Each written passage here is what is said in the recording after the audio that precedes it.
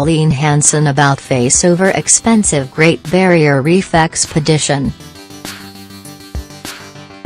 Pauline Hanson about face over expensive Great Barrier Reef expedition. One Nation Senator Pauline Hanson assesses some coral near Great Keppel Island. It was the One Nation snorkeling trip meant to prove that the coral bleaching of the Great Barrier Reef was nothing more than a green light. Senators Pauline Hanson, Brian Burston and Malcolm Roberts chartered a commercial catamaran and a glass-bottom boat with an entourage of at least 25 staffers and media in tow to inspect a small patch of the reef last November.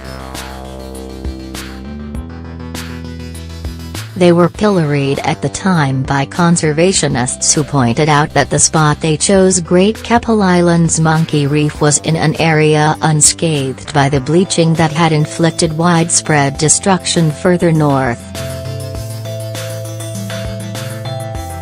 The cruise was actually an expensive gift that Hanson failed to declare, potentially putting her in breach of parliamentary rules and at risk of being found in contempt of the Senate.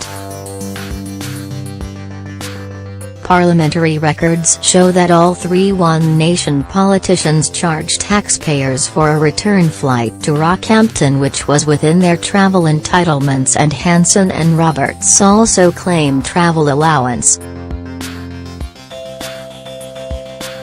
But none of them used their charter entitlements to pay for the cruise. NASA Goddard Space Flight Center. The One Nation snorkeling trip meant to prove the coral bleaching of the Great Barrier Reef was a green light. The cruise was a gift from Freedom Fast Cats, a charter company in Yeppoon, north of Brisbane. Hanson initially said there was no need to declare the cruise, contending it came in under the Senate's disclosure threshold of $300 (331 New Zealand dollars), and saying she would make no apologies for not listing it on her interests register. But the One Nation leader did an abrupt about-face after Fairfax Media asked for a quote from Freedom Fast Cats for a similar private cruise package and were told it would cost $4,500. Even if responsibility for the trip was divided among the three offices, the value of the cruise would still be well over the disclosure threshold. Pressed on this point, a spokesman for Hanson said on Saturday, while the senator is of the understanding that any expenses associated with her visit to the reef were under the threshold, for the sake of completeness she has decided it appropriate to update her register of interests. Senators are required to update their register of interests within 35 days of accepting any gifts. It has been just over a year since the snorkeling trip. Under these rules, any senator who fails to meet their obligations is at risk of serious contempt of the Senate. Labour's Murray Watt said this seemed to be another example of Senator Hanson thinking she is above the law.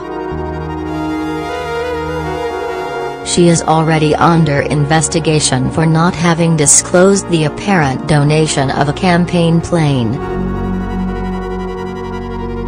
In being caught out again, she is either incredibly sloppy or is deliberately hiding donations from businesses, Watt said.